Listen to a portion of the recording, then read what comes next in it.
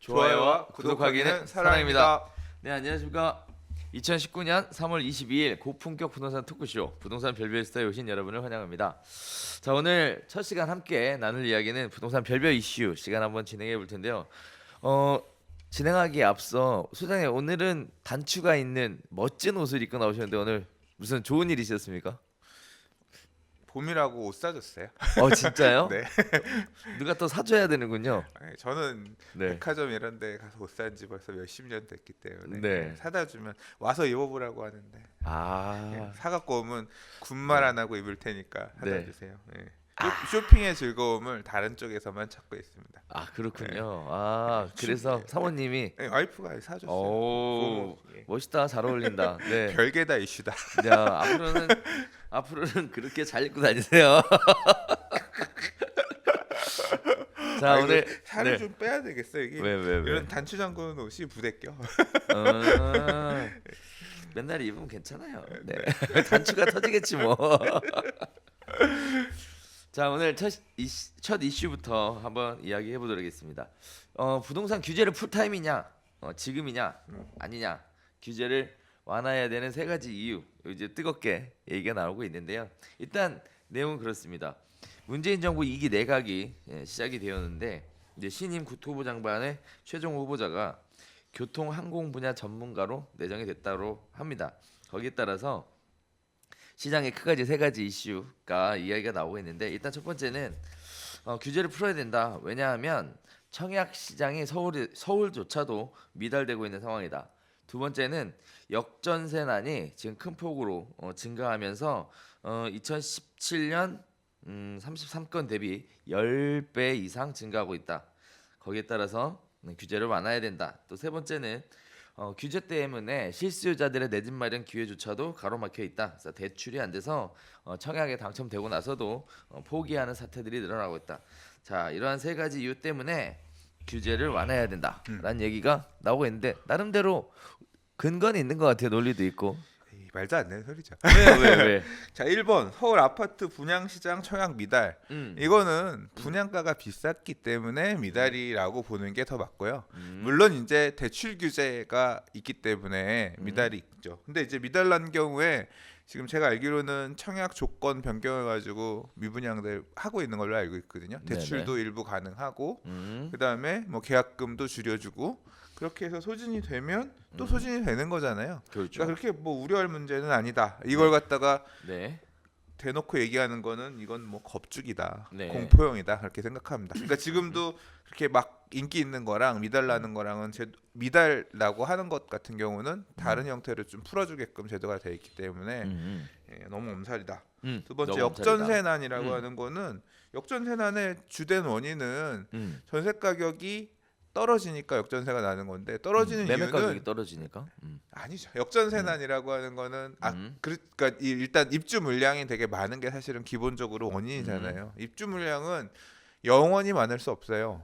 지금 물량이 일시적으로 많은 거고, 반대로 이 물량이 쏟아지는 게 해결이 되면 자연스럽게 시장이 해결해 줄 문제거든요. 그러니까 역전세난도 시장에 따른 게 사실은 원인이고, 아쉬운 거는 금융을 막아놨기 때문에 임대인들이 뭐 대출을 좀 상환해주지 못하는 이제 그런, 사실 이제 이 역전세난에 대한 문제는 서울이랑 수도권이랑 지방이 다르게 나타나기 때문에 좀 지방 같은 경우 말 그대로 매매가가 빠지면서 이제 전세를 못 돌려주는 그런 상황 같은 경우는 조금 더 제도적인 보완이 필요할 것 같고, 뭐 그 이와 관련해서는 근래 HUG 사장님이 인터뷰하신 기사가 있었어요. 취임한 지 1년 지나고 나서 기자간담회를 하셨거든요.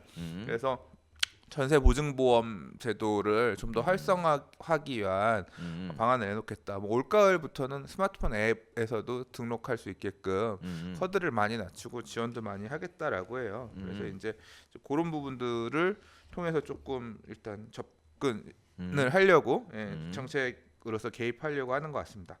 세 번째는 실수요자 내 집 마련 기회를 막는다라고 했는데, 이거는 시장 과열 때문에 수요 억제를 하기 위해서 뭐 우리 이런 얘기하기 그렇지만 그런 루머 있잖아요. 뭐요? 군대에서 밥에 약 탄다, 성욕 감퇴제 약 탄다, 뭐 이런 것처럼 수요층에 뭐 사실인지 아닌지 저도 몰라요. 근데 일단 무주택 수요층까지도 수요 억제를 강하게 하기 위해서 네. 과하게 제도를 운영하는 바가 있습니다만 이런 거는 시장의 에너지가 어느 정도 꺾이는 모양새가 나오면 네. 조금 또 완화해줄 수도 있는 문제라고 생각하긴 합니다. 근데 네. 지금이 그럴 타이밍이냐는 정책을 만드시는 분들이 엄청나게 고민할 타이밍이에요. 그죠? 네. 근데 제가 이 김세현 이제 지금 그 옛날에 사회수석이었고 지금 뭐죠? 정책실장인가? 정책실장님의 네. 저서에서 보면 네. 그 내용 중에서 굉장히 이전 참여정부 시절에 실기했던 부분이 뭐냐면 네. 2004년에 이런 시절이 왔었거든요. 네. 참여정부 시절에도 3년 상승장 끝에 12구 부동산 대책이 굉장히 강력하게 나오고 네. 그 다음에 이제 시장이 2004년에 막 조정받을 때 죽는다. 이제 지금처럼 똑같이 시장 다 죽는다. 뭐 하고 있느냐. 뭐 이런 얘기가 나올 때 그러면 안 되겠구나 해서 이 약간 스탠스를 다시 살려주는 쪽으로 갔던 게 굉장히 큰 정책적 실패였다라고 회고하고 있어요. 그래서 그분이 위에 계시난 네. 제가 볼 때는 그렇게 쉽게 물러서지 않을 거라고 생각합니다. 지난 시장에 네. 2005년, 6년, 7년에 다시 급등이 온 거는 2004년에 한 발 물러섰기 때문에 시장의 정책 시그널을 제대로 못 준 책임이 있다라고 인지하고 계시는 것 같기 때문에 네. 아마 쉽지 않을 거라고 개인적으로 생각합니다. 일단 그런 부분이 있었었죠. 부동산 가격이 좀 안정화 중면에 들어섰다가 서울시에서 여의도, 용산 개발 얘기 그러네요. 그것도 나오면서. 어떻게 보면 그럴 수 있죠. 개발을 다시 막 할 것처럼 그러니까 시장이 그렇죠. 어떻게 보면 작년 여름 가을의 상승세는 그로부터 기인했다라고도 할 수 있죠. 그렇죠. 그렇게 얘기해도 과언이 아니다. 네. 이렇게 얘기할 수 있는데요. 뭐 어쨌든 그런 일들이 있어 왔습니다. 자, 지금 현재 상황에서 과연 규제를 풀 타이밍이냐? 많은 사람들의 기대와 바람이 아무래도 신문 기사로 만들어진 것 같은데 결국 강 선생님 얘기는 어려울 것이다. 쉽지 않을 거라고. 지방 같은 경우는 어떻게 접근할 건지 한번 좀 계속 보고는 있는데 네. 딱히 뭐 주구는 있지 않는 것 같아요. 네. 정책을 주려고 그런 모양새는 아직까지는 안 보이는 것 같아요. 그렇죠. 네. 네, 그래서 일단 뭐 제가 개인적으로 보기에도 규제 완화 쪽으로 가기는 어려울 것 같아요. 그런데 시장 자체는 안 좋긴 안 좋은 것 같습니다. 강남구 이달 들어 44건 거래. 지난해 774건에서 이제 올해 44건. 야, 확 줄었네요. 제가 근래 강남 쪽 부동산 사장님 좀 전화해보고 통화해보면 그래도 인기 단지들 뭐 분양 앞두고 있는 데들 이런 데들은 거래들 있고 수요가 조금씩 붙어서 아까 44건 거래됐다고 하는 그런 거래건들이 애초에 물건이 많이 나오기가 힘들어요. 힘들잖아요. 왜냐하면 물건들 자체가 강남의 인기 단지들 뭐 기축 말고도 이제 재건축 이런 것들 같은 경우는 조합원지 양도 금지 규정 때문에 대부분 거래를 못 하고 네. 사업 시행 인가 이후에 3년 동안 착공 못한 데들 네. 착공 전까지만 이제 예외적으로 3년 이상 보유한 사람 또는 뭐 이제 구역 단지에 따라서는 2년 이상 보유한 사람 것만 거래 가능하거든요. 네네. 또는 뭐 10년 보유, 5년 거주, 그렇죠, 1주택자 그렇죠. 물건들 이런 것들만 거래되니까 물량의 공급 자체가 애초에 많기는 힘든 상황입니다. 규제 때문에. 그 안에서도 어쨌거나 인기 단지들은 꾸역꾸역. 근데 좀 이렇게 관망세를 보이는 데들도 있고요. 멀리 가는 데들. 그러니까 뭐 재건축 초과의 관수제도 봐야 된다거나 아니면 뭐 안전진단. 뭐 지금 이제 재건축 이슈들 많잖아요. 그렇죠. 그런 데들 같은 경우는 좀 긴 호흡으로 좀 죽은 데도 있고 수요가 죽은 데도 있고 뭐 이제 막 가는 곳들 이런 곳들 같은 경우는 출렁이면 또 대기 매수세들이 와서 물건들 소화해주는 그런 모양새로 좀 차별화되면서 나타나고 있는 것 같습니다. 자, 그래서 일정 특정 지역들은 움직인다라는 말씀 잠깐 주셨는데 움직인다라기보단 급매물이 소화되는 상황이다. 네. 급매물은 소화되는 네. 상황이다. 좋습니다.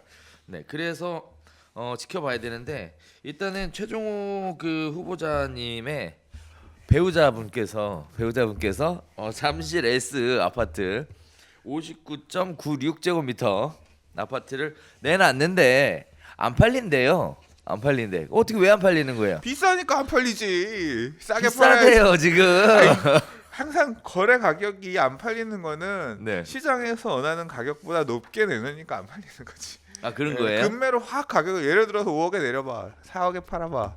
네. 부동산에서 지금 있어요. 바로 그거 10분 안에 계약금 들어온다. 10분이 뭐야? 가격이 안 맞으니까 가격이 시장 가격보다 네. 시장에서 원하는 가격보다 높게 올라오니까 안 팔리는 거죠. 그렇군요. 항상 가격이 안 맞는데요. 네. 네. 가격을 좀 낮춰서 놓으셔야 되겠습니다. 아 근데 뭘 굳이 나쁠 왜 팔아? 몰라요. 근데 난 그것도 궁금해. 이 네. 집이 하나일까? 이것도 궁금해요. 주택 네. 지금 사실 네. 오늘 우리 읽으려는 내용에는 없지만 네네. 요새 이제 새 내각 네. 구성 때문에 이 장관님들 엄청 터나봐. 네. 그래서 막 온갖 언론사에서 네. 막 이게 무슨 의혹 뭐 부동산 관련해서 어. 엄청 터나봐요. 저한테도 가끔 전화 와요. 어. 이건 뭔가를 탈루한 게 아닐까요? 이건 왜 이랬을까요? 이 사람들. 그러니까 부동산 사고 팔고들도 많이 하신 것 같아 보면 뭐 연계도 있고 그래서 의혹도 많이 제기하시고 하는 것 같은데. 네. 근데 저는 사실 부도덕하다고 생각하지 않는데 개인적으로 네. 뭐 부동산 사고 집이 팔고 2개 있다고 해서 부도덕한 건 두 아니다. 개가 아니라 그 이상이라고 하더라도 이제 사실 이제 문제가 되는 게 그거잖아요. 네. 다주택자는 적폐다. 뭐 소위 말하는 그런 스탠스로 정부에서 바라보는데 그런 내각에 그런 행위들을 하던 사람들이 올라간다는 건 말이 안 된다. 이제 사실 이제 그런 비난이 있는 거잖아요. 그렇죠. 예. 저는 비난하지 않습니다. 저는 다주택이 문제 있다고 생각하지 않고 부동산 재테크를 통해서 뭐 한 채 이상의 부동산을 통해서 수익을 내신 게 그건 항상 정권에 따라서 스탠스에 따라서 제발 좀 사주세요. 할 때도 있었어요. 정부에서 사줄 수 2013년 14년 이런 때 보세요. 미분양이 쏟아져. 정부에서 사줄 수도 없어. 왜냐하면 돈이 없으니까. 그렇죠. 그렇다고 해서 그걸 갖다 그 당시 언론도 뭐 어떤 식이냐면 그러니까 그 여론도 아니 사업 시행자들의 과욕으로 발생한 미분양을 네네. 왜 정부가 우리의 세금으로 사주냐 네. 그런 스탠스였거든요. 정부는 사줄 돈도 없고 그럼 어떻게 해야 돼? 음. 민간에서 좀 사주세요. 음. 착한 임대사업자로.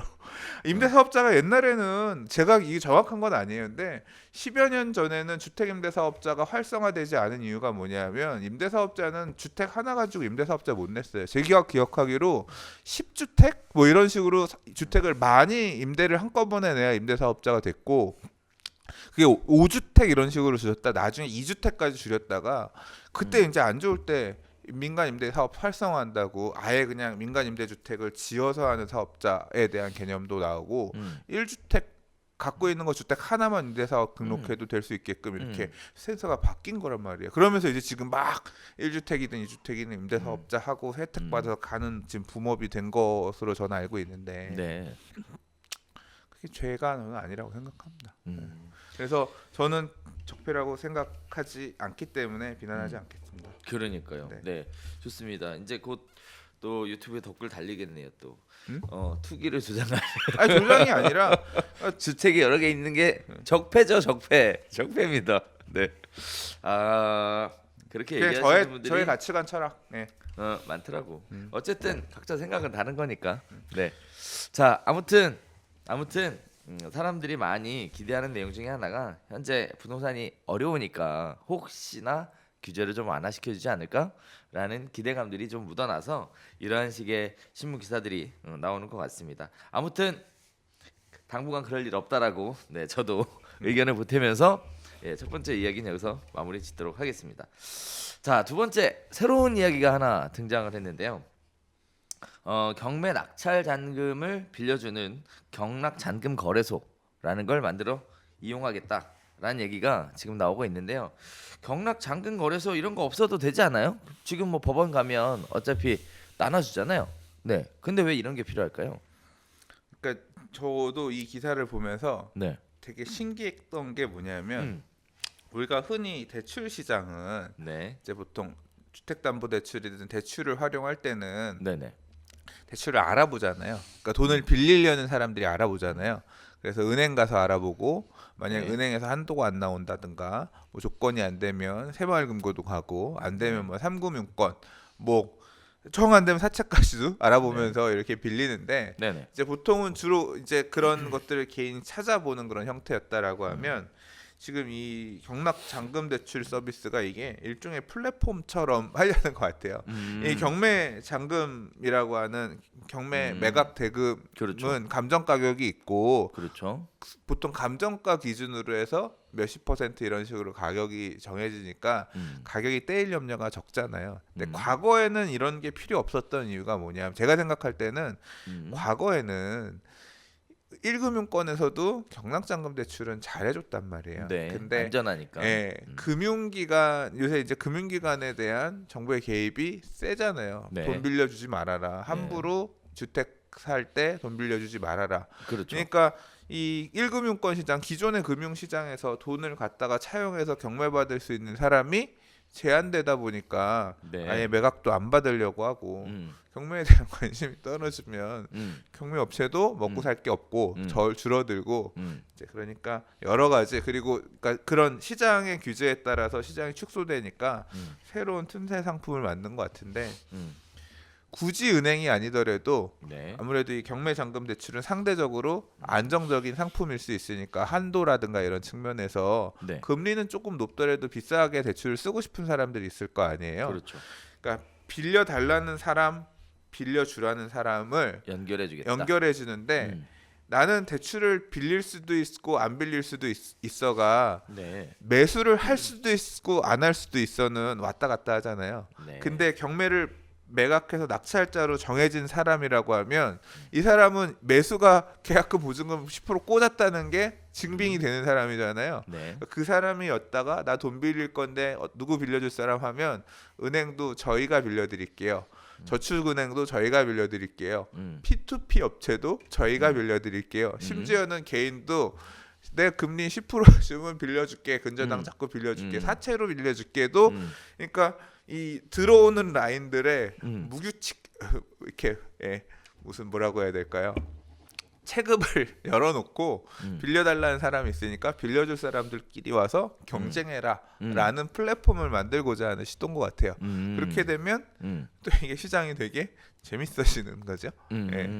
이게 뭐 어떤 제도나 이런 측면에서 허용되는 건지 어쩐 건지 잘 모르겠지만 일단 시도 자체 그런 것들은 이제 업체 쪽에서 고민할 문제겠죠. 네. 다만 시장의 규제가 이 금융기관들을 이런 식으로 정부가 옥죄니까 시장은 이런 식으로 대응하면서 돌파구를 마련한다라는 측면에서 되게 의미 있는 변화인 것 같아서 이게 지금은 단순히 경락잔금 거래소라는 개념으로 경매 쪽에서만 얘기가 되지만 뭔가 주택을 사고 싶고 주택을 담보로 예를 들어서 아까 전세자금을 반환하기 위한 대출이 필요하다든가 여러 이유로 돈 필요한 경우들이 많은데 돈이 잠겨 있어서 지금 금융권에서 돈을 갖다 쓰기는 어렵잖아요. 네. 근데 이런 제도가 좀 더 활성화되거나 확대되면 예를 들어 P2P 같은 경우는 주로 이제 브릿지라든가 시행사업 이런 쪽에 돈 되는 쪽으로 많이 활용되고 있는 걸로 알고 있는데 네. 나 전세자금 반환해야 되는데 돈이 없어요. 전세자금 오는 즉시 동시에 반환하면서 할게요. 대신 자금을 빌려주세요. 이거 들어오면 이런 예를 들어 그런 것만 전문으로 하는 P2P라든가 굉장히 다양하게 확대될 수 있을 것 같거든요. 그러니까 이런 법률적인 규제 이런 부분은 만 검토가 된다라고 하면 새로운 시장을 만들어내는 데 있어서 하나의 어떤 트리거가 될 수도 있겠다. 아니야 선구자적인 역할을 할 수도 있겠다. 트리거는 아니고 이제 그런 생각이 들었습니다. 자, 일단은 이 내용을 바라보는 관점에 있어서 저는 조금 안타까운 두 가지 측면이 사실 보이는데요. 일단 첫 번째 안타까운 부분은 말은 금융기관을 통한 뭐 이렇게 보이지만 실제는 사채 시장 활성화. 지금 딱 이 얘기거든요. 그래서 굉장히 있어 보이는데 이게 사실 사채 시장을 엄청나게 활성화시키겠다. P2P 자금 갈 데 없으니까 경락자금 대출시켜서 뭐 수익 상대적으로 만들어보고 안정적이지. 결국 P2P도 사실 사채거든요. 네, 그렇죠. 네, 사채예요. 사채를 아닌 잘라놓은 것 거지. 같은 사채예요. 쩐주가 네, 크게 쏘는 사채가 아니라 그렇죠. 소액 투자자들이 짬짬이로 나눠서 그렇죠. 내는 사채죠. 일종의. 그래서 사실 금융기관보다 사채를 더 활성화시켜야 되는 이런 거 아닐까라는 사실 안타까움이 좀 생겨나고 있어요. 조건들을 금리라는 조건보다 대출에 대한 조건들을 금융기관보다 훨씬 더 여유롭고 자유롭게 갈 수 있기 때문에 대출 규제로 막혀 있었던 지역들, 대출이 안 되는 사람들 뭐 이런 부분들에 대해 사채 시장으로 몰려가게 되면서 오히려 더 안 좋아지는 상황으로 번져갈 수 있다라는 안타까움을 가지고 있고요. 또 두 번째는요. 만약에 이런 부분들이 사채 시장 쪽으로 넘어가지 않고 금융 시장 쪽으로 넘어간다고 해도 이 역시 또 문제예요. 왜 문제냐면 이렇게 되면 대출에 대한 플랫폼이 갖춰지는 거거든요. 이렇게 되면 문제가 뭐냐면 대출 상담사라는 직업 자체가 사라집니다. 네. 대출 상담사라는 직업은 갑자기 튀어나온 직업이지. 한 10여 년 전. 아니죠. 무슨 갑자기 튀어나와. 이게 영업이라는 방식이 모집인을 통한 영업 방식으로 진행이 됐었어요. 그래서 사실 대출 상담사가 모집이라는 행위를 통해서 거기에서 일정 부분 수수료를 받는 이런 형태로 운영이 됐었던 거죠. 그게 그러니까 원래 한 네. 2000년대 초중반까지 없다가 이후부터 몇몇 은행들, 그러니까 그 영업장을 많이 갖추지 있지 못한 그렇죠. 당시에 한미은행이나 네. 아니면 HSBC 은행 같은 데에서 하다가 이제 이게 굉장히 효과가 있으니까 기존 큰 은행들도 차용하면서 확대된 어떤 걸로 알고 있어요. 그렇죠. 네. 그래서 이제 확대가 돼서 만들어졌어. 음. 문제는 거기에 종사하는 사람이 제가 알기로는 몇십만 명이거든. 그렇게 많나? 네. 없어지거든 이거. 굉장히 치명적인 영향을 받을 수 있는 안타까운 일이거든요. 그래서 이것도 소상공인 죽이는구나. 저는 네. 좀 이런 생각도 시스템이 합리화되면서 불필요한 거래 비용이 줄으면 사실 또 그거는 또 그렇죠. 거래 비용이 줄어들면 네. 금리적인 혜택에서 돈을 빌리는 사람이 받을 수도 있고.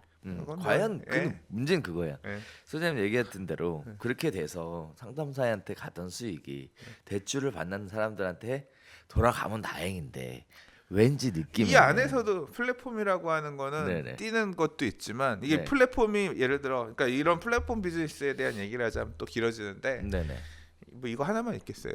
앞으로 물론 여러 가지 플랫폼끼리 있죠. 경쟁하고 그 중에서 이제 대표 플랫폼이 살아남을 때까지 출혈 경쟁을 할 거고 네. 그 플랫폼 아에서도 이것도 일종의 역경배 형태이기 때문에 네. 대출을 주겠다는 사람들 사이에서 경쟁이 발생할 거 아니에요. 음. 나는 얼마의 대출을 줄게, 음. 나는 얼마의 조건을 줄게, LTV를 얼마까지 줄게 경쟁이 발생하면서 세주가 좋은 조건으로 가져갈 수 있는 구조로 바뀔 거 아니에요. 그러니까 저는 가야 될 방향일 것 같다는 생각도 듭니다. 또 예. 있어. 예. 또 뭐냐면 예. 있어 이미. 예? 있어요 이미. 있어 이미. 네, 이미 있어요. 그래서 그냥 단순하게 경락자금 대출뿐만 아니라 돈이 필요한 모든 종류의 사람들이 저는 이러이러해서 이렇게 하고 싶습니다라고 딱 신청을 하면 그 신청 항목을 쭉 입력을 하면 업체에서 금융기관에서 각자 알아서 넣는 게 아니라 그 업체에서 다 알잖아요. 대출을 많이 해봤으니까. 그래서 다 연락해서 최종적으로 세팅 딱 해서 당신에게 적합한 거는 1순위, 2순위, 3순위 딱 추천해주는 시스템이 있어요. 그러니까 대출 중개 그런 것도 이제 하는 사람들도 알고 있긴 하는데 주로 이제 그런 쪽의 비즈니스는 이제까지 보면 1금융권이나 가봐야 이제 저축은행 정도였는데 이거는 플랫폼을 열어놓고 가는 개념이고 아니야, 대출까지 이제 사실은 이제 그거는 일종의 의뢰를 하면 그 에이전트가 맞춰서 맞춤 그 대출 상품을 권해주는 형태의 일종의 그런 모객 비즈니스 형태죠. 그쵸. 이건 플랫폼으로 가는 거고 약간 두 개는 조금 그러니까 의미는 비슷할 수 있는데 내용 자체는 조금 다르다고 생각해요. 네. 전 똑같다고 봐요. 난 똑같다고 봐. 오픈돼 있지 않잖아. 그거는 걔가 은행별로 다 이렇게 조건 주고 하는 거 자체도 그 사람이 정해주는 대출 상담 그 일단 시스템이라고 하는 그 상담사 에이전트가 비교를 해서 이렇게 됩니다. 우리 마치 지금 보험도 그런 식이잖아요. 어느 보험이 좋아요라고 하면 종합보험 하는 데에서 자동차 보험 그치. 여기는 얼마 여기는 얼마 여기는 얼마인데 얼마 하실래요? 제시해 주는 거잖아요. 그렇죠. 일종의 그러니까 그런 행위 업무 자체를 대행해 준다는 그런 의미라고 하면 플랫폼은 그런 거 자체도 내가 다 골라서 볼 수 있게끔 그 업무를 대행해 주는 게 아니라 내가 직접 볼 수 있는 거잖아요. 그러니까 약간 다르죠. 직접 봐요? 그렇죠. 내가 오퍼를 내면 사람들이 얼마 어떻게 제한 다 들어가는데 해줘요 그렇게. 네. 네. 난 무슨 얘긴가. 네. 자 일단은 네. 그렇습니다. 뭐 일단 혜택이 누구한테 가느냐가 제일 중요하겠지. 결론은. 그런데 제가 지금까지 제 경험으로는 일단 이런 류의 사업이 처음 있었던 건 아니고 그 다음에 또 하나는 그럴 수 있을 겁니다. 그 사업이 현재 잘 되고 있지 않고 그리고 또 하나는 돈을 빌려주는 사람의 이 사업 자체도 사실은 그래요. 금융기관에서의 그 모집을 하게 되면 수수료가 굉장히 낮아요. 그런데 사채, 뭐 P2P, 무슨 개인자산가 이런 쪽은 모집해주면 수수료 엄청 크거든요. 근데 그런 거는 어쨌거나 수수료가 크든 적든 간에 그거는 소비자가 결정하는 거잖아요. 이제까지는 만약에 내가 받으려고 하면 사채 시장을 다니거나 P2P 업체 가서 하나하나 읍소해야 되는 상황이었다라고 하면 열어놓는 플랫폼이 만들어지는 거고, 그러니까 제가 의미를 두고 싶은 거는 성공할지 어쩔지 모르겠지만 이 이제까지 활용되던 메인 금융 시장이 이런 식으로 이런 형태로 어떤 민간 시장으로 열리는 시도들이 나오고 있고 이제 있었지만 이렇게 다시 또 태동을 한다 보인다. 자 돈이 대출 필요하면 알아보시면 되겠습니다. 여기도 알아보시고 다른 데도 있고 하니까 알아보셔서 하시면 될 것 같아요. 다만 이런 말씀은 하나 드리고 싶습니다. 정부에서 지나치게 대출 규제를 하다 보니까 사채 시장이 점점 활성화되는 분위기로 가는 것 같아서 안타까운 모습입니다. 이런 부분들은 좀 올바르게 바로 잡아야지 하지 않을까라고 조심스럽게 말씀드려보겠습니다. 자 이번 세 번째 얘기 한번 해보도록 하겠습니다. 이번에는 서울시에서 고시원에 사는 사람들의 삶의 질을 높여보자고 고시원 주거 기준이라는 걸 처음으로 설립하겠다 이렇게 발표를 했는데요. 이 내용 자체가 보면 그렇습니다. 고시원에 관련돼서 워낙에 안전에 관련 사고들이 발생을 하다 보니까 새로 짓거나 리모델링하는 고시원의 경우에는 방 한 개의 최소 면적을 7제곱미터 공간을 의무적으로 확보해야 한다라는 얘기예요. 자, 그다음에 두 번째, 채광창이 반드시 있어야 된다라는 얘기입니다. 자, 그리고 2009년 이전에 설립된 고시원에 대해서는 간이 스프링쿨러를 설치해 주겠다라는 내용입니다. 이렇게 보면 굉장히 좋을 것 같은데 이게 오히려 고시원에 사는 사람들로 하여금 반발을 보여주고 있다라는 얘긴데요. 왜 반발하는 걸까요? 일단 면적이 넓어지고 살기가 더 좋아지면 가격이 올라가겠죠. 아무래도 고시원에 사는 사람들이 저렴한 주거 비용으로 살고 싶어 하는데 그게 안 되는 부분 때문에 반발하지 않을까라는 생각이 좀 드는데요. 어떻게 보세요? 그러니까 보통 이제 이거는 뭘 보면 되냐면요. 이게 지금 경매하시는 분들 중에서 상가 사무실 쪽 물건들을 주로 보시는 분들이 되게 민감한 이슈예요. 아 그래요? 예, 그러니까 볼 때 무슨 상가를 봤는데 이걸 어떻게 활용해서 임대 수익을 제고할까 놓고 볼 때 사무실 임대로 잘 안 나가는 지역이나 그렇죠. 또는 상가로 놓을 경우에 공실 발생하는 거, 이게 주로 이제 이런 것들은 집합 건물의 상층부에 있는 형태잖아요. 그래서 어떻게 활용할까 측면에서 이런 고시원과 같은 주거로 쓸 수 있는 시설들로 바꾸는 거, 시설을 해가지고 수익률을 맞추는 부분에 대한 공부들 되게 많이 하시고, 그렇죠. 고민도 많이 하시고, 그렇죠. 사실 성공 사례로 많이 나와요. 뭐 얼마에 받아서 수익률 몇 프로짜리를 만들어서 얼마에 팔아서 성공적으로 팔았다. 뭐 경매책들 이런 데 보면 많이 나오는 사례인데, 네. 근데 이제 이때 얘기 나오는 것들이 결국 임대 수익률을 제고하기 위해서 정해진 면적에 방을 많이 깔면 깔수록 수익이 많이 나오고 좋은 거잖아요.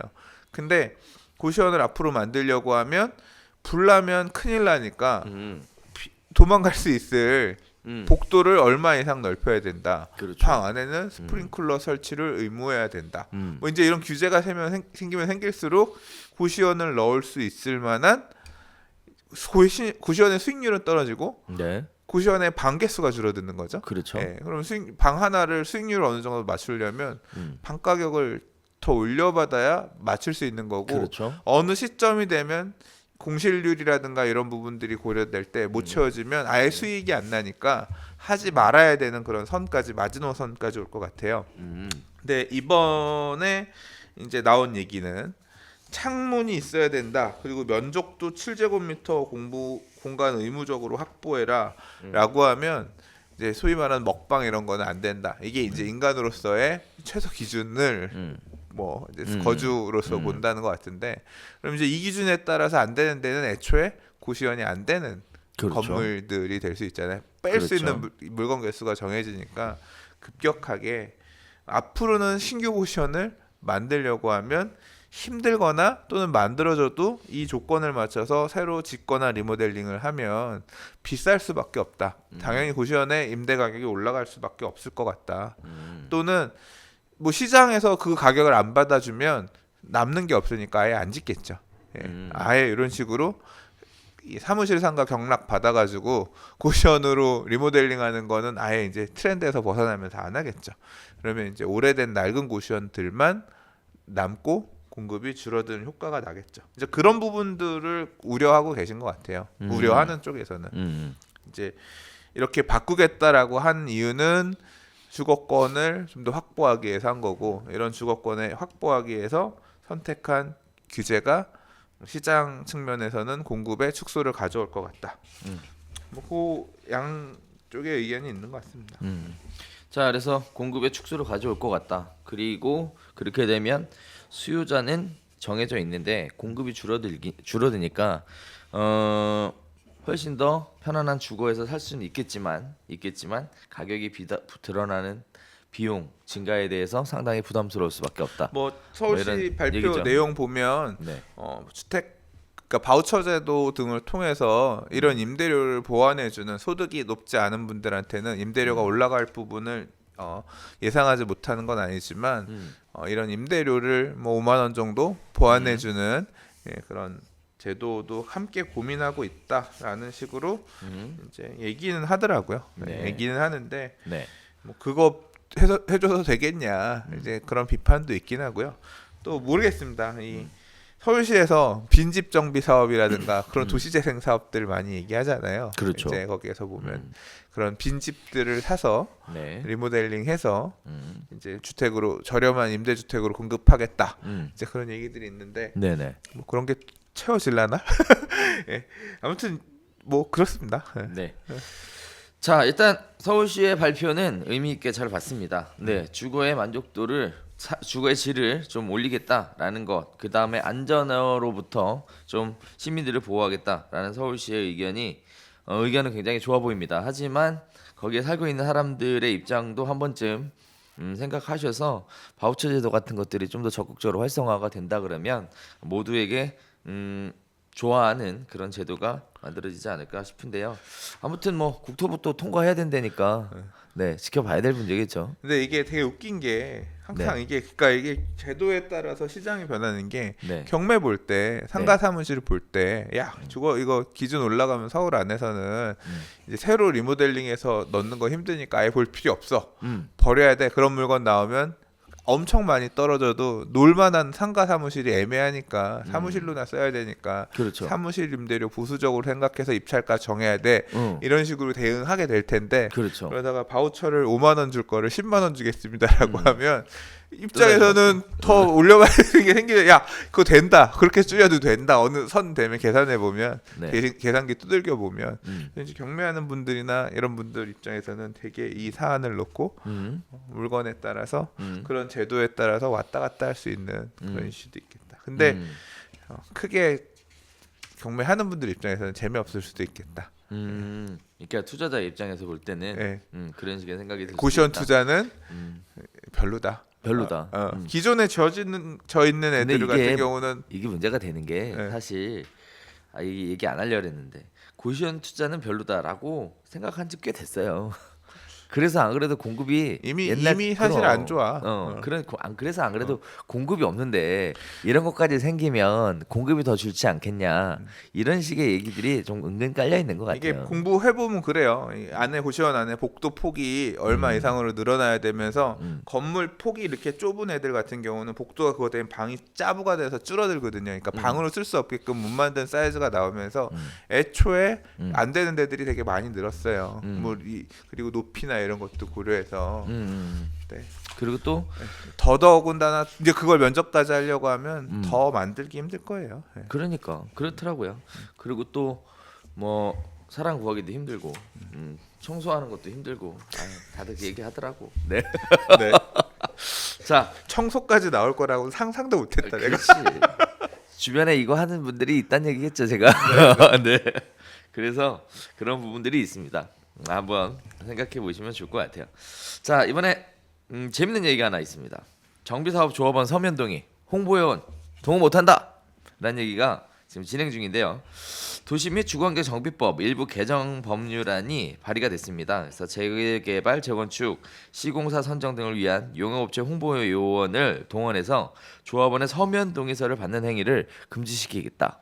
즉 홍보요원들이 과장, 왜곡, 허위 있는 홍보 활동으로 정비사업 시장을 혼탁하게 하고 조합원들의 합리적인 의사 결정권을 침해하고 있어서 제재 수단 확보가 시급해서 이러한 법률을 만들겠다라는 얘긴데 개정하겠다 이런 얘긴데요. 개인적으로는 그런 생각이 좀 드는데 될까요? 바뀌겠죠. 뭐가 어떻게 바뀌어요? 그러니까 이게 사실 어떤 문제냐면 이런 거예요. 네. OS 요원이 이제 아웃소싱 요원이잖아요. 네. 그래서 우리가 이 총회를 열면 법에서 정하고 있는 예를 들어 어떤 이 재개발 사업, 재건축 사업을 하기 위해서 네. 어떤 의사 결정을 해야 돼요. 네. 한 명, 두 명 의견 가지고 만들 수 없잖아요. 네. 적어도 그 토지등 소유자들 또는 조합원들이 다 모인 상태에서 의사 결정을 해야 되잖아요.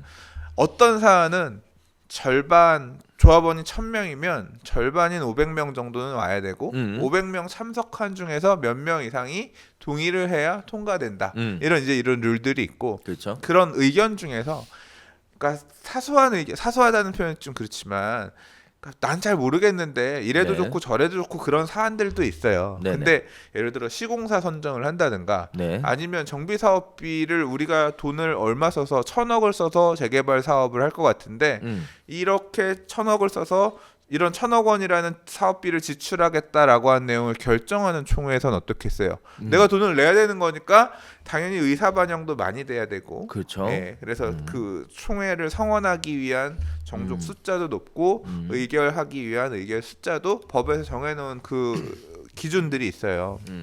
근데 이 재개발 재건축 사업이 내 집을 헐고 짓는 사업이기 때문에 만약에 나 혼자라고 하면 엄청 열심히 보고 이 새끼가 자재를 이상한 거 쓰지 않나 다 보고 돈을 헛돈 쓰지 않나 보겠지만 같이 하잖아.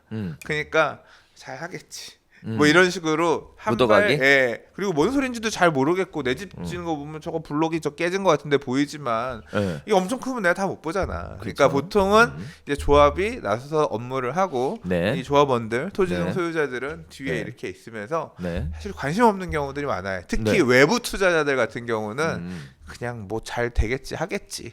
돈 내라고 하면 왜 이렇게 많이 내야 돼? 그때 이제 하지만 이제 보통 그렇게 관심이 없는 경우들이 많아요. 그렇죠. 그래서 실제 총회를 해보면 안 와. 그리고 그래서 성원을 해야 되는데 이거는 우리 조합원이 1000명인데 500명은 와야 되는데 안 와. 100명, 200명 안 와.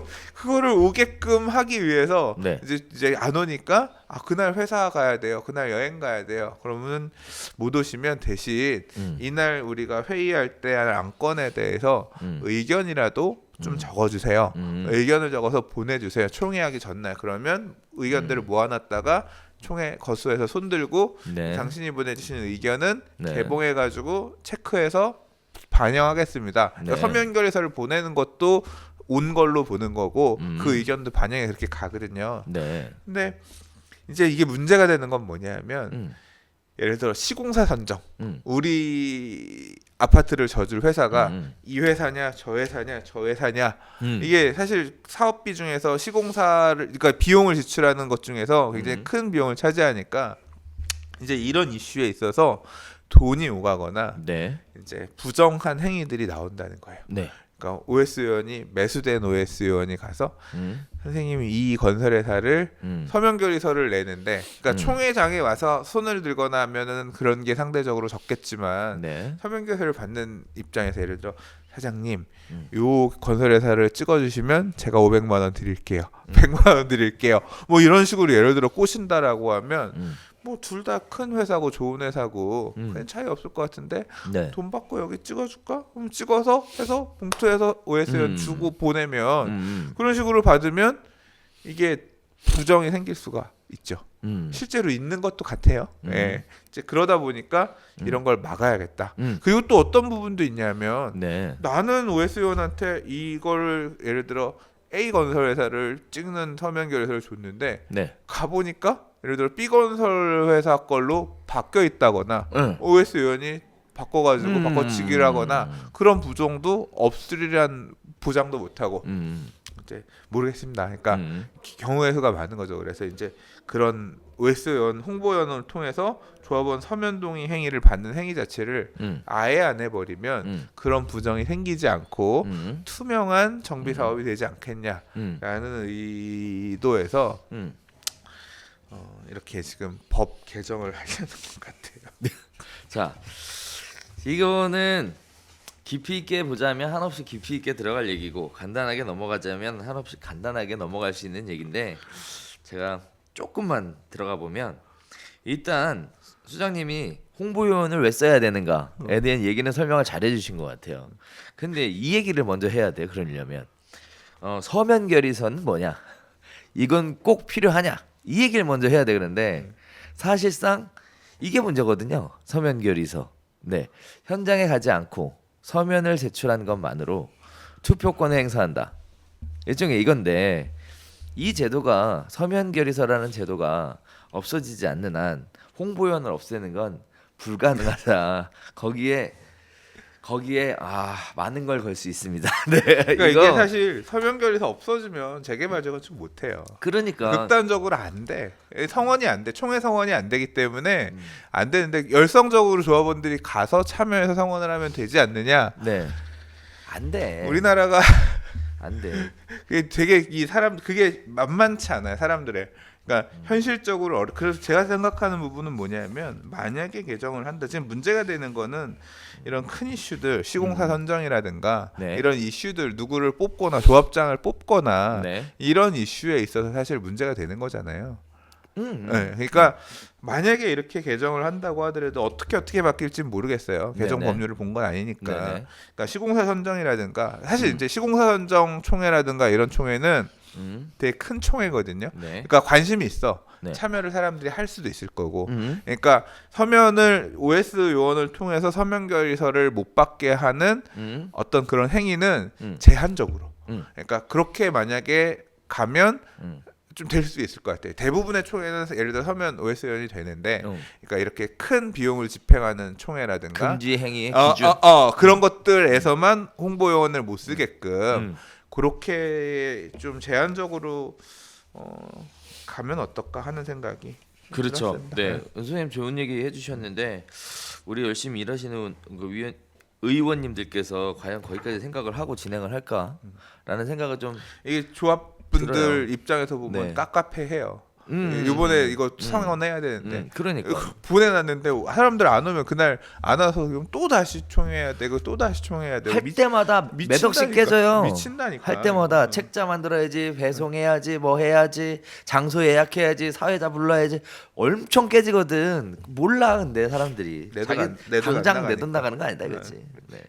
자, 그래서 사실 저는 개인적으로 재개발이나 재건축 시장에서 악재다, 저는 이렇게 보여져요. 악재죠. 지금 재개발 재건축 손발 잘리는 거 많아요. 네. 올해 보면 앞으로 갈 때들은 머리 아픈 거 많습니다. 그러니까 정비 사업 이게 뭐 이거 말고 서울시 국토부 업무보고 중에 뭐가 있었냐면 네. 정비 업체가 할 수 있는 업무를 굉장히 제한을 두는 형태로 입법 개정하겠다는 내용도 있었어요. 그래요. 정비 업체가 사실 정비 업체가 돈 빌려주잖아요. 그렇죠. 와서. 조합 추진인은 돈이 없으니까 그렇죠. 돈 빌려주고 네네. 설계 업체 선정하면서 입찰 보증금 그렇죠. 빌려주고 네. 입주 나중에 할 입주할 때 가서 등기 업무를 할 법무사도 네네. 추진 단계에서 데리고 와가지고 돈 빌려주고 그렇죠. 그럼 네. 이제 그 돈 받아가지고 직원들 운영하는 월급 주고 거지. 한건 네.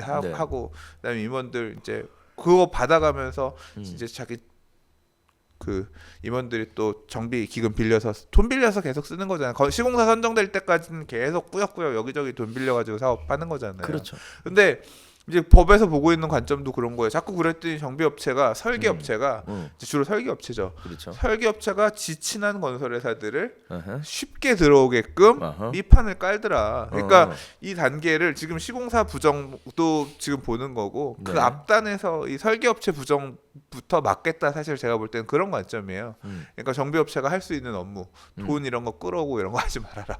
이제 그렇게 하게 되면 재개발 재건축 사업 앞으로 무슨 돈 갖고 하라는 거냐? 조합비 내서 하라는 소리예요. 서울시에서 정비기금 빌려줘야지. 기금이 그렇게 많지 않고 우리나라 서울시 지금 정비기금 앞으로 어디다 쓸 거냐면 네. 도시재생사업, 자율주택 정비사업, 네. 가로주택 정비사업 이런 거 주로 하는데 쓰려고 지금 하고 있는 거기 때문에 네. 그거 안 나오고 많이 안 나올 거야. 사업 올브레이크네. 네. 사업이 가기가 네. 초기 단계 사업장들이 일몰제도 그걸 하기 위해서 사실 이 동의를 받는 거 다 돈이란 말이에요. 네네. 돈 자르고 그다음에 OS 자르고 OS 요원 자르고 다 잘린 상태에서 네네. 돈 빌려주는 것도 잘리고 그런 상태에서 일몰제에 따라서 구역 지정 받고 2년 안에 추진위 승인 못 받으면 추진위 승인 받고 2년 안에 조합 설립 승인 신청 못하면 그러니까 그 동의서 50% 75%를 그 기간 안에 받아야 되는데 돈도 없고 뭣도 없고 돈 내면서 조합원 들어오세요를 해야 되는 상황인 거니 초기 단계 재개발 하지 말란 소리지 이게. 그러니까 법은 하세요라고 해놓고 옆에 제도들이 이렇게 다 손발 잘라놓으면 어떻게 가란 말이야. 못 가지 발이 없는데. 그러니까요. 네. 되게 심각해요. 그러니까 재개발 지분 갖고 있으면 팔아야 될 것 같아요. 네. 팔란 얘기는 아닙니다. 아 그건 또 아니에요? 왜? 자, 법은 또 바뀔 수 있는 거니까. 아 법이 또 바뀌어요? 네. 사람이 만드는 제도들은 네. 항상 바뀌는 거니까 시장의 네. 어떤 니즈의 의견에 순응해서 항상 바뀌는 거니까. 좋았다가 안 좋아지는 거고 그렇지. 안 좋아졌다가 2000년대 중반은 대재개발의 시대였어요. 낡았어? 재개발, 낡았어? 재건축 뭐 거의 그런 느낌이었지만 이렇게 확 바뀔지 누가 알았나요? 또 그렇지. 그건 몰랐지. 그래서 또 어쨌든 어떻게 바뀔지 모르는 거니까. 지금 가지고 계신 분들 생각해봐야 될 것 같아요. 그리고 또 그 뭐죠? 그 사업이 재개발이나 재건축이라는 게 결국은 사업이 진행이 돼야 되는 건데 안 그래도 10년씩 걸리는데 이렇게 가면 10년이 아니라 뭐 20년 돼도 안 되겠고 나중에 가면 또 일몰제 한다고 또 떠들 거고 일몰제는 당장 엄청 닥친 문제. 그러니까 또 한다고 할 거고 아이고야 머리 아파서 이건 제가 이거 막 지금 얘기가 나오니까 진짜 하고 싶은 얘기인데 네. 작년에 제가 해운상가를 갔다 왔어요. 네네. 아니 작년이 아니라 어제 해운상가를 갔다 왔는데 음. 가게들이 다 벼 있어요. 아니 가게들이 벼 있는 게 아니라 그러니까 목요일 오후인데 이렇게 고무 바킹 팔고요. 네. 뭐 아답타 이런 거 팔고 오가는 사람은 별로 없어요. 네. 근데 그러니까 도로변 그 안에 상가에 도 사람이 없고 어제 게임기 뭐 스피커 사러 갔어요. 스피커 하나에 1,000원이야. 20개 2만 원 이만큼 2만 원 주고 사왔거든요. 네네. 할아버지가 앉아 계세요. 점심 드시고 1시간 있다 오시더라. 그래서 기다리다가 가서 사갖고 왔는데 네네. 없어요 사람들이 별로. 저는 이제 종종 가니까. 근데 도시재생 한다 그래서 이제 다시 세운 프로젝트 그래가지고 지금 세운 사구역의 분쟁의 원인도 사실 세운상가예요. 세운상가 그 들어가는 입구에 뭐 보상 토지 보상 먼저 해주는데 비용 들어간 거가 네. 지금 세운 사구역에서 써야 되는데 네. 보니까 그 비용이 눌려 있는 상황에서 사업이 이게 70m까지밖에 못 짓는데, 그러니까 고층도 못 짓고 그러다 보니까 비용도 눌려 있고, 그러니까 개발이 이게 상대적으로 안 커서 이 비례율이 생각보다 높게 안 나오나 봐요. 그러니까 네네. 조합원들이 행사할 수 있는 재산가액이 얼마 많이 좀 줄어들었나 봐요. 이제 그러니까 뭐 지금 사실 세운 사구역도 지금 분쟁이 있고 바로 옆이에요. 네. 세운 상가는 리모델링 한다고 해서 이제 그 종묘에서부터 쭉 내려가서 남산까지 이어지는 보행 데크를 세운상가 옆길로 해서 만드는 사업이거든요. 그래서 이제 그 보행 데크를 따라서 저는 세운상가부터 쭉 걸어가면 밑에 이제 을지로 대림상가까지 걸어가면 대림상가 안에 이제 게임기들 기판 팔고 하는 데가 있어. 어제 가서 게임 기판 사왔거든요. 근데 가는 길에 보면 파는 것들이 그러니까 그런 것들이에요. 고무 바킹 뭐 이런 것들 막 게임 무슨 전자제품 부품 옛날 것들 막 이런 것들 과연 얼마나 사람들이 와서 오프라인으로 저런 물건을 살까 싶은 물건 비싸지도 않아요. 매출이 엄청 많아야지 수익이 큰 건데 그런 것들을 팔고 있는데 중간에 가면 굉장히 힙한 커피 가게, 카페 이런 것들이 생기고 있어요. 몇 개 생겨서 되게 신기하게 사람이 하나도 없다가 거기만 가면 사람이 바글바글해. 그럼 거기 할아버지 아저씨들이 있느냐 그게 아니라 젊은 분들이 와가지고 바글바글하면서 커피 마시고 놀고 있어요. 네네. 고기만. 그리고 그 옆에는 또 가게가 쫙 펴 있어요. 가면서 제가 그냥 저는 사실 뭐 도시재생이라고 하는 게 결국 시도하는 거고 괜찮을 수 있겠지 뭐 이렇게 생각하고 봤는데 생각해 보니까 그런 거예요. 지금 그쪽에서 팔고 있는 물건들이 네네. 경쟁력이 있는 물건을 팔고 있는 거냐? 보통 이제 저도 가서 안 사고 인터넷으로 사요. 대부분. 배송비가 2,500원, 3,000원 나와도 물건 값도 몇 천 원 안 돼요. 그래도 그거 가서 사고 교통비 내고 하느니 훨씬 싸.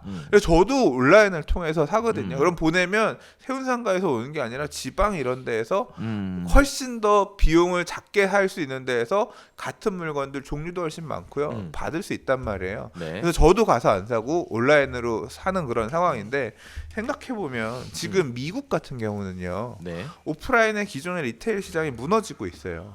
마트들이 무너지고 있고 뭐 토리저러스 같은 전 세계적으로 장난감 팔던 오프라인 회사가 망하고 있잖아요. 아마존 이런 온라인 회사는 성장하고 있고 그러니까 그렇죠. 소비 행태가 바뀌고 있어요. 얼마 전에 제가 모 홈쇼핑의 쇼호스트 분이랑 얘기할 일이 있었는데 네네.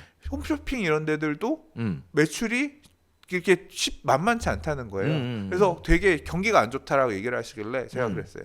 경기가 안 좋은 게 아니라 옛날에 아마 이 90년대 중반에 쇼핑 이런 거 막 홈쇼핑 생기던 시절에 네. 아마 남대문 시장 사장님이 그런 얘기 하셨을 것 같다고. 네네. 왜냐하면 경기가 안 좋다고.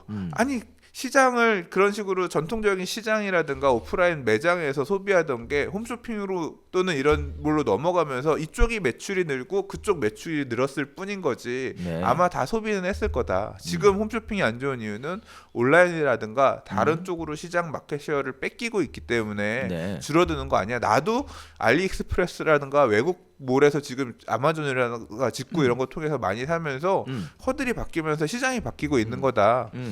그랬거든요. 그러니까 지금 얘기가 좀 길어졌지만 지금의 이런 소비의 시장은 급격하게 바뀌고 있고 세상은 바뀌고 있는데 네.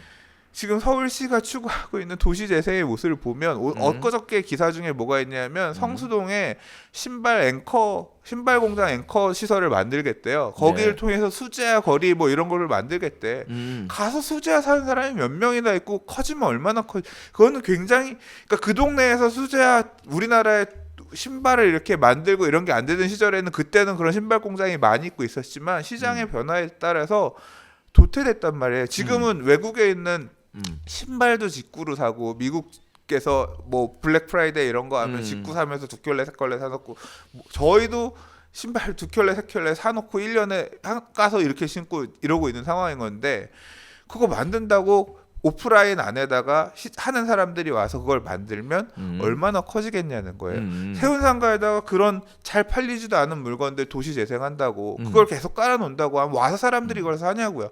결국 지금 되고 있는 거는 와서 커피 먹는 가게들이나 몇 개 되는 건데 그게 도시 재생은 아닌 거잖아요. 그러니까 저는 무슨 생각이 들었냐면 진짜 이제 저는 좀 초반에는 보자 어떻게 될지 보자 이런 느낌이었다고 하면 지금 서울시나 이 도시 재생 추구하고 있는 게 그 동네에 있었던 산업들을 유지하기 위해서 빨대를 계속 꽂아주자 돈을 수혈해주자 이런 건데 네. 그건 돈을 수혈해주더라도 제가 볼 땐 도태될 산업이에요. 죽을 것 같아. 잘 안 될 것 같아. 제한적으로나 되겠지.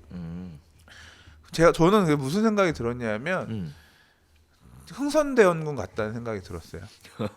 아니 네. 세상은 바뀌고 있고 개화가 되면서 네. 세상은 바뀌고 있는데 우리가 있던 거 지켜서 이걸 계속 지키면 살아남냐고. 살아남냐고. 결국 미국도 지금 그걸 못 버텨서 확확 바뀌고 있고 시장에 판을 없는 플레이어들이 나오면서 갖고 있는데 기존에 있는 걸 지키면서 그렇게 하겠다라고 해서 그 산업이 오프라인 그렇게 거기에다가 그 빨대 꽂아주고 한다고 해서 게임 기판 사러 사람들이 가고 노래방 기기 사러 막 걸어서 거기 가고 거기 활성화 안 된다니까요. 결국 될 수 있는 거는 지금 보는 것처럼 그 동네 카페 커피 마시러 온 사람들 늘어나고 커피도 그 몇 개가 있으니까 되는 거죠. 그 동네 다 커피 되면 다 커피 때문에 다 망하는 거야. 또 재생 안 된다고요. 그래서 제 말이 많은데 괜찮아요. 그래서 도시대장 하지 말자. 잘못됐다. 근본적으로 다시 생각해 봐야 돼요. 이게 저는 이게 도시 재생의 방향이나 이런 것들도 다시 생각해 봐야 된다고 생각해요. 지금 어느 정도 지금 돈도 썼고 지금 본격적으로 돈을 써야 되는 상황인데 네. 좀 잘 생각해보고 다음 단계로 가야 된다고 생각해요. 그렇죠. 네, 그래서 수장이 너무 오래 하면 안 돼요. 네. 나는 너무 올드한 마인드로 가고 있는 것 같아요. 그래서 변화가 필요한 시점인 것 젊은 같습니다. 사람이 좀 나서서 네. 시장의 어떤 이 정책을 이끌어줬으면 좋겠어. 일단 뭐 정책을 이끌어가는 사람 주변에 젊은 사람이 없는 건 아니에요. 뭐 그런 식의 개념보다는 일단 생각하고 있는 것이 바뀌어야 되는데 바뀔 타이밍을 못 잡고 있는 것 같아요. 왜냐하면 해놓은 게 있잖아 지금. 그래서 바꾸고 싶어도 바꿀 수 없는 이런 상황들이 지지부진하게 끌고 가는 것 같습니다. 개인적으로 이 얘기가 점점 커지면 정치 관련된 얘기로 가게 될 것 같아서 네, 여기서 멈춰야 될 것 같아요. 네. 죄송합니다. 네. 오케이. 자, 아무튼 그렇습니다. 재개발 재건축 홍보요원 얘기부터 시작해서 도시 재생 이야기까지 아주 그냥 끝없이 정주하고 달리고 있어 지금. 네. 주제랑 많이 벗어났다. 자, 그런 식의 이야기가 있었고요. 이번에는 새로운 얘기 한번 나눠보도록 하겠습니다. 자, 6번째 이야기인데요. 성남이 재개발 재건축의 새로운 밑그림을 그렸다라고 얘기합니다. 2030년 기본계획 초안이 공개가 됐는데요.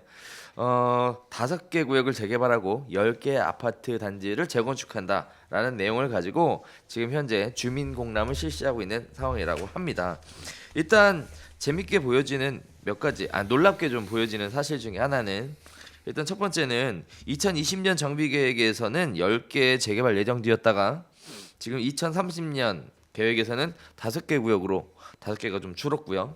반면에 재건축 단지는 10개가 총 새로 지정이 돼서 11개 단지요. 2020년 재건축 단지까지 포함해서 11개의 재건축 단지가 진행이 되고요. 그다음에 또 놀랍게 보고 있는 사실은 뭐냐면 분당에 대한 이야기가 나왔습니다. 2030년 분당 아파트의 85.9%가 준공 후 30년이 되어간다. 단독주택은 무려 98.5%가 준공 후 20년을 넘겨가는 시점에서 분당에 대한 새로운 정비 계획이 필요한 상황이 되었는데요. 분당을 3개의 생활권으로 나눠서 진행한다고 합니다. 하나는 야탑중 생활권, 그다음에 서현중 생활권, 그다음에 구미중 생활권 이렇게 세 개의 생활권을 가지고 이야기를 한번 해보겠다. 개발을 해보겠다. 뭐 이런 얘기가 있었는데 사실 제가 성남을 몇 번 가봤는데 사실 감이 잘 안 와서 소장님한테 좀 여쭤봐야 될 것 같아요. 일단은 가장 궁금한 것 중에 하나는 재개발 구역이 10개였는데 5개로 줄었다라는 얘기예요. 성남은요. 네. 원래 이제 구성남이라고 얘기하는 수정구 중원구 쪽에 네. 원래 구시가지가 있어요. 네. 그리고 이제 90년대 초반에 분당 분당 신도시가 만들어졌고 이후에 이제 판교까지. 그렇죠. 크게 이제 이렇게 2개의 블럭 정도 분당 3개의 블럭이라고 볼 수 있겠네요. 그러니까 2008년 이후에 들어온 2010년 이후에 들어온 판교, 그다음에 이제 90년대 들어온 분당, 그다음에 6, 70년대 들어온 구성남. 근데 이제 구성남 같은 경우 오래전에 갔기 때문에 전체적으로 도시 정비를 할 필요가 있습니다. 그래서 원래 구성남 재개발을 90년대 후반부터 추진해 왔어요. 맞아요. 그런데 이제 그 중에서 2020 계획에 따라서 있던 데들 중에서 사업이 간 데도 있고 못 간 데도 있고 이제 지금 올해 분양하는 데들도 있고 이제 사업이 기본 계획은 수립됐는데 아직 사업이 덜 갔던 데들이 있었거든요. 그게 이제 지금 10개 구역 정도 있었는데 네네. 10개들 중에서 어디가 갈 거냐 안 갈 거냐 주민들이 시큰둥한 데도 있고 주민들이 해달라고 요청하는 데들도 있고 조금 차이가 있었는데 네. 그 10개 구역 중에서 이번에 이 점수를 매겨가지고요 50점 이상 이하로 나눈 것 같아요. 그래서 10개 중에 5개는 2030 도시주거환경 정비 기본 계획에 따라서 재개발 사업을 추진할 수 있게끔 그러니까 이 약간 잘 오해를 돕기 위해 설명을 드리자면 재개발 재건축 사업은 주민이 갑자기 지금 해주세요라고 하면 되는 게 아니라 현 계획 후 시공에 따라서 이 서울 이 도시 주거환경 정비 기본 계획 안에 재개발 사업할 곳으로 기본 계획이 잡혀 있어야 그 이후에 갈 수 있는 거거든요. 네. 그래서 이제 그 계획을 이번에 이제 10년치 2020년부터 30년까지 할 것에 대해서 세웠는데 요 5개는 하는 걸로 정해진 거고요. 네. 5개는 해제 수순으로 가는 걸로 그렇게 얘기가 됐어요. 그러면은 해제 수순을 밟는 데들은 네. 진행에 전혀 안 했었던 건가요? 그러니까 지금 여기도 아직 구역 지정을 받은 게 아닌 거예요. 그래서 이제 구역 지정 전 단계였기 때문에 이제 이쪽들은 가는 거고. 기본 계획이 구역 지정 아니에요? 아니죠.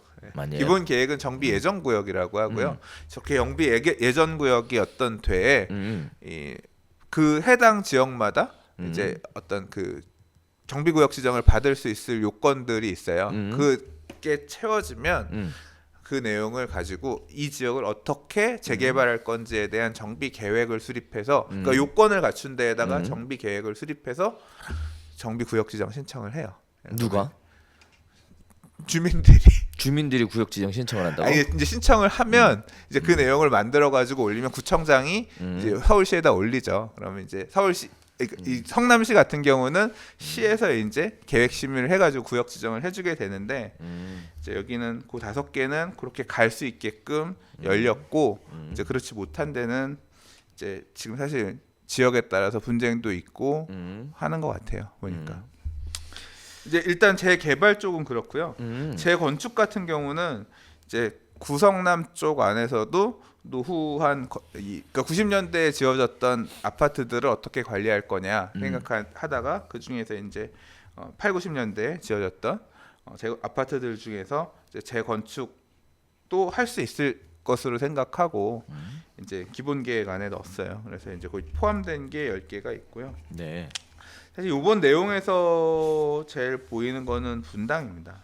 그러니까 분당 작년에 분당 어떻게 할 거냐 분당 같은 경우가 가격도 많이 올랐고 네. 분당 재건축 할 거냐 어쩔 거냐 이런 내용 때문에 그래서 그때 뭐 설명회도 하고 주민 설명회도 하고 했었거든요. 그래서 분당이 재건축 하나보다 이 도시 주거환경 정비 기본 계획을 건드리면 분당도 재건축하면 이제 그런 기대감이 되게 있었는데 그래서 이번에 어떤 형태로 나올지를 두 가지 관점에서 구성남 재개발 구역들은 어디가 살아남을 거냐 그다음 분당 같은 경우는 재건축을 어떤 식으로 건드릴 거냐라고 했는데 하나도 안 건드렸어요. 사실은 아까 뭐 생활권 이 얘기는 사실 안고 빠진 찐빵 얘기고요. 실제로 분당의 재건축 기본 계획을 어떻게 세웠을 것이냐, 어느 아파트들을 어떻게 건드렸을 것이냐를 다들 보고 싶어 했는데 실제로 언급이 없었고 큰 틀에서 보면 뭐 용적률이 현재도 너무 높아서 사업성이 없을 것으로 추정돼요. 뭐 이런 식으로 좀 표현된 경우도 있고 이번 2030 도시주거환경 정비 기본 계획에서는 네. 재건축에 대해서는 비중 있게 얘기를 하지 않았다. 예, 리모델링 쪽에 대한 약간 뉘앙스도 있었던 것 같고 그래서 이번 텀에는 뭐 안 하려나 보다. 예. 뭐 그런 느낌이었어요. 그래서 사실 되게 실망하는 분들이 많이 계십니다. 그렇군요. 예, 불만 있는 네. 분들도 계시고. 자, 분당의 아파트가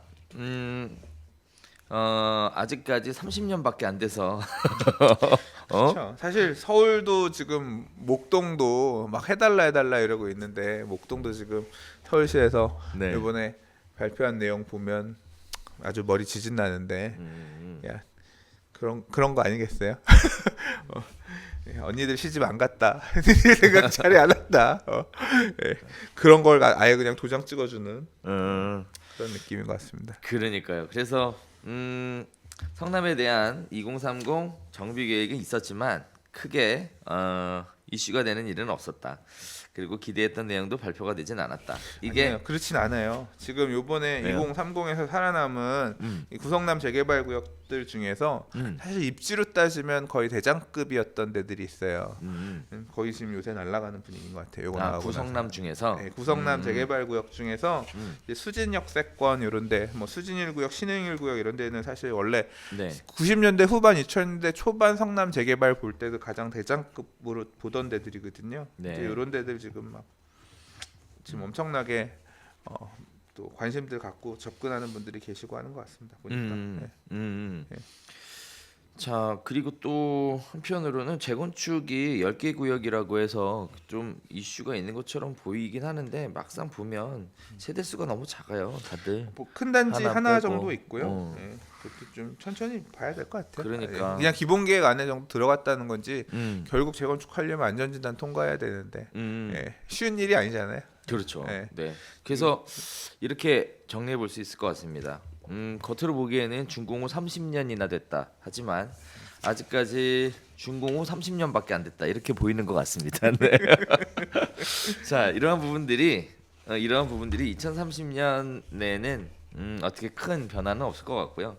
어쨌든 뭐 밑그림이라고 얘기하죠. 야탑 생활권은 교통 거점 쪽으로 해서 키워보겠다. 그 다음에 서현중 생활권은 친환경 주거 공간으로 한번 만들어 보겠다. 그다음에 구미중 생활권은 바이오 헬스 특화밸리를 중심으로 한번 만들어 보겠다. 이런 식의 큰 밑그림 자체는 발표가 된 것 같습니다. 이런 부분들 참고하셔서 앞으로 도시가 어떻게 변화되고 발전해 나갈지 관심 가져보시면 좋을 것 같고요. 아무튼 특별한 이슈는 없었다는 걸로 저는 얘기하고 싶어요. 네. 소장님은 어떻게 하실지 모르겠지만 네. 저는 좀 이제 사실 저도 이게 지금 공람하고 있는데 이게 PDF나 이런 게 나왔으면 딱 봤으면 좋았을 텐데 다른 쪽에서 요약해준 내용이나 가서 공람해 오신 분이랑 얘기 나누고 이러면서 얻은 정보 정도라서요. 나중에 이제 제대로 안이 나오면 그때 다시 보려고 합니다. 좋습니다. 네. 자, 오늘 사실 별별 수다 준비하면서 애로사항이 많았습니다. 이슈가 없어요. 오늘 말 제일 많이 한 것 같은데? 그건 소장님만 얘기했지.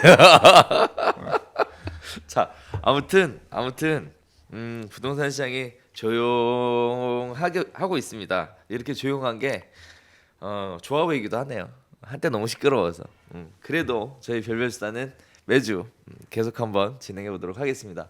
함께 해주셔서 감사드리고요. 저희는 다음 주에 다시 새로운 이야기 가지고 찾아뵙도록 하겠습니다. 감사합니다.